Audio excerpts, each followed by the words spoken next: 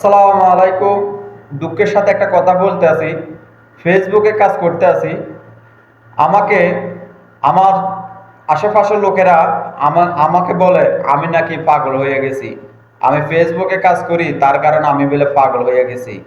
আমার ফেসবুকের বন্ধুদের কাছে একটা অনুরোধ রইল, আসলে কি ফেসবুকে কাজ করাটা কি অন্যায়? আপনারা একটু মতামত জানাবেন।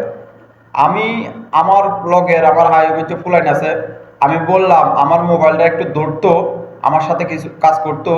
তারা আমাকে টিস্কারি করে, কি করে, আমার সাথে বিটলামি করে, আমাকে বিভিন্ন ধরনের কথাবার্তা বলে।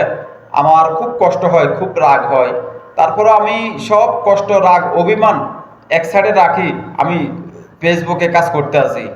এরপরও দেখা যাইতেছে কিন্তু আমাকে বিভিন্ন ধরনের আমার সাথে বিটলামি কথা বলে, আমার নিয়ে খোঁচাইয়া মুসাইয়া আঙ্গাইয়া কথা বলে। আমি পাগল হয়ে গেছি, আমি এই নষ্ট দিতে আছি, দরকারটা গীতা বিভিন্ন ধরনের কথাবার্তা বলে। তো আপনারা মতামত কি বলে, আসলে ফেসবুকে কাজ করলে কি পাগল হয়ে যা? আপনারা একটু মতামত জানাবেন।